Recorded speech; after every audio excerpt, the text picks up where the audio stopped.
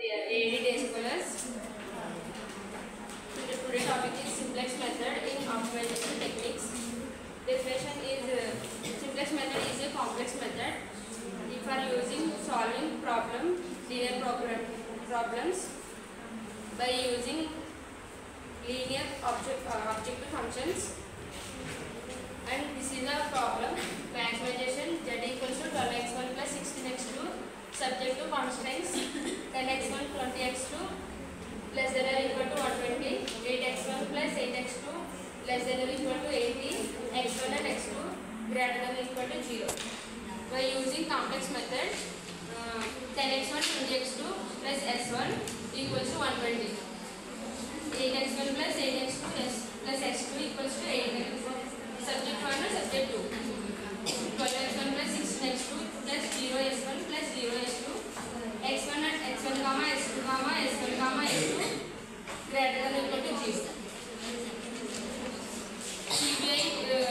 CJ s1 s2 అనుకుని x1 x2 s1 s2 అని రాసుకుంటాం.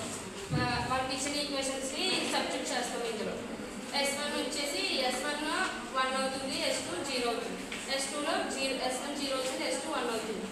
సొల్యూషన్స్ వేసుకుంటాం. రేషియో అనేది సొల్యూషన్ బై కీ వాల్యూ 120/20 80/10 8 వచ్చింది. ఇందులో 6 8 ఇందులో మినిమం వాల్యూ తీసుకుంటాం. ఇది మ్యాక్సిమైజేషన్ కాబట్టి మినిమైజేషన్ అయితే ఇందులో మ్యాక్సిమం వాల్యూ తీసుకుంటాం. తర్వాత జడ్జే తీసుకుంటే జడ్జే అనేది ఏంటంటే సిబిఐ వాల్యూ ఇంటూ జడ్జే అనేది 10 into 0 0, 20 into 0 0, 1 into 0 0, 0 into 0 0. CJ minus ZJ. CJ అంటే 12, 12 minus 0 12, 16 minus 0 16, 0 minus 0 0, 0 minus 0 0. CJ minus ZJ లో 12 16 వాల్యూస్ ఉన్నాయి. ఇవి 16 అనేది మ్యాక్సిమం వాల్యూ. ఇందులో ఆబ్జెక్టివ్ ఫంక్షన్లో మనకి less than or equal to 0 greater than equal to 0 రావాలి.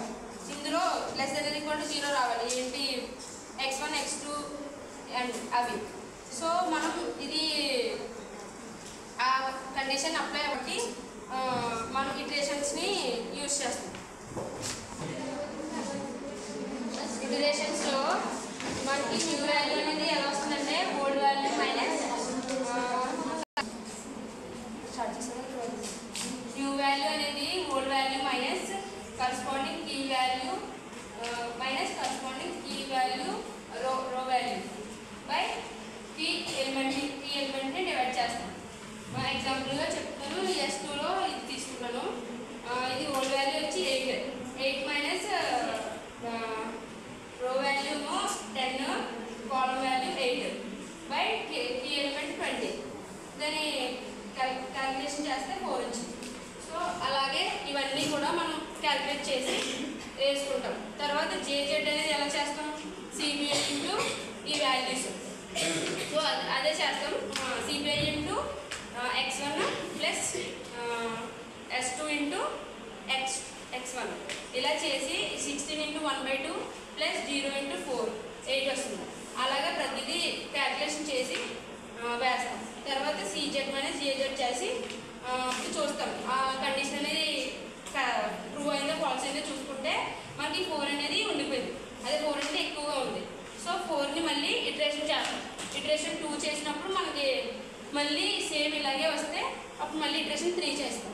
2లో వచ్చేసి మళ్ళీ సేమ్ ఈ ఫార్ములా యూజ్ చేసి ఇవన్నీ చేస్తాం. తర్వాత అప్పుడు సిజే మైనస్ జెడ్జేలో కండిషన్ ట్రూ అయిందో లేదో చూసుకుంటే 0 0 -2/5 -1.